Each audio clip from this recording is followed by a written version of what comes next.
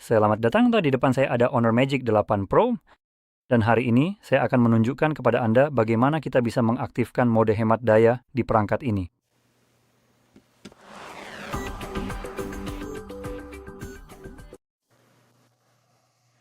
Jadi, untuk memulai, Anda perlu mengusap layar ke bawah dari sisi kanan atas layar Anda yang akan menampilkan menu toggle. Dan di sini kita mencari mode hemat daya. Jadi kita bisa mengusap ke bawah pada bagian ini di sini untuk memperluas daftar. Dan saya sudah bisa melihat di sini, ini adalah mode hemat daya saya.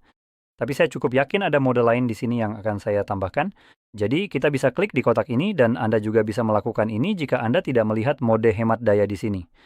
Kita akan mengusap ke bawah, klik pada tambahkan tile, dan ini akan menampilkan tile lain yang belum ditambahkan ke daftar awal yang tadi saya tunjukkan. Dan salah satu tile yang ingin saya tambahkan adalah ultra hemat daya. Jadi saya akan klik tanda plus, dan ini akan otomatis ditambahkan di sini. Sekarang kita benar-benar bisa memindahkannya di sini. Mari kita perpanjang saja, jadi saya bisa langsung mengambilnya, misalnya, lalu menggesernya ke kanan. Lihat di sini, mereka sekarang berdampingan. Nah, seperti itu. Mari klik tanda centang untuk menyimpannya sekali lagi, dan kita sudah siap. Jadi di sini, mari kita mulai dengan mode hemat daya biasa. Jadi yang perlu Anda lakukan hanyalah klik pada mode itu. Pertama kali akan muncul pop-up seperti ini. Jadi saya sarankan untuk mencentang kotaknya, jangan ingatkan saya lagi. Dan dengan mengaktifkan mode hemat daya atau mode gelap, always on display akan diaktifkan. Sinkronisasi otomatis dan beberapa fungsi lainnya akan dimatikan. Aktivitas latar belakang akan dibatasi dan efek visual akan dikurangi. Sekarang, ini memang banyak informasi, tapi salah satu yang paling penting sebenarnya adalah seringkali hanya sekilas saja. Bagi orang yang tidak benar-benar tahu apa fungsinya, ini tidak terlalu jelas. Kamu akan membacanya begitu saja dan tidak terlalu memikirkannya. Dan bagian ini adalah tentang sinkronisasi otomatis. Ini pada dasarnya mengacu pada pengecekan pembaruan dari aplikasi yang membutuhkan koneksi. Jadi yang akan dilakukan adalah memutuskan koneksi dari Wi-Fi dan data seluler saat kamu tidak menggunakan ponsel ini. Jadi, pada dasarnya, ponsel akan masuk ke mode yang bisa dianggap sebagai mode tidur. Dan karena itu, sinkronisasi akan dimatikan. Oleh karena itu, ponsel tidak akan mencari hal-hal seperti pesan WhatsApp, Instagram, dan notifikasi lain yang membutuhkan koneksi internet. Sekarang, jika kamu mengandalkan notifikasi yang dikirimkan tepat waktu, jelas fitur ini akan mengganggu hal tersebut untukmu. Dan sayangnya, tidak ada opsi untuk mematikan atau menghapus hanya fitur ini saja. Jadi kamu harus mencari cara lain untuk mengatur daya, karena yang satu ini jelas bukan solusinya. Baiklah, mari kita pilih aktifkan, dan Anda dapat melihat mode tersebut sekarang sudah aktif. Sekarang kita juga memiliki kecepatan refresh yang lebih rendah, mode gelap, dan sebagainya. Setelah selesai, Anda dapat mematikannya dengan menemukan tombol ini sekali lagi, dan mengetuknya untuk kedua kalinya. Dan ini membatalkan semua perubahan. Jadi itu mode pertama. Sekarang mode penghemat daya ultra. Mari kita ketuk. Pada dasarnya, ini mencakup semua fungsi mode hemat daya normal ditambah fitur lainnya, dan Anda akan melihat lebih banyak lagi sekarang. Ya, itu dia.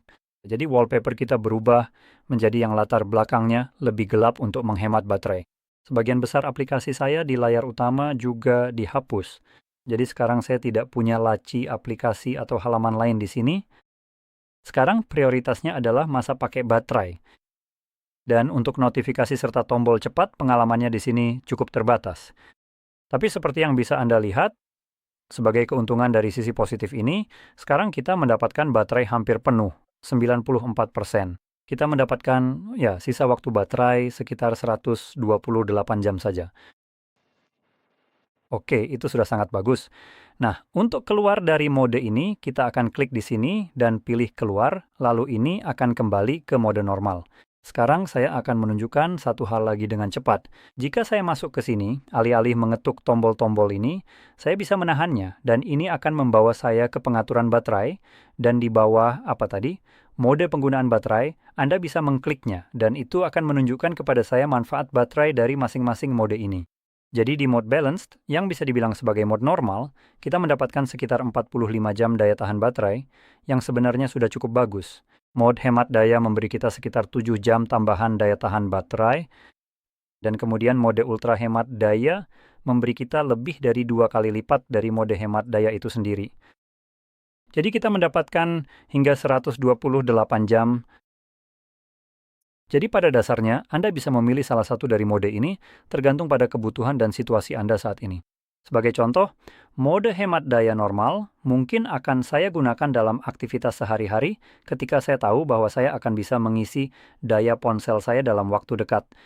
Dan misalnya kayak saya tidak tahu, mungkin baterai tinggal 10% atau sekitar itu, tapi saya tahu saya masih belum akan bisa mengisi daya selama 1 atau 2 jam ke depan. Sekarang, mode ultra hemat daya adalah jika saya pergi dari rumah dan tidak akan bisa mengisi daya ponsel sepanjang hari.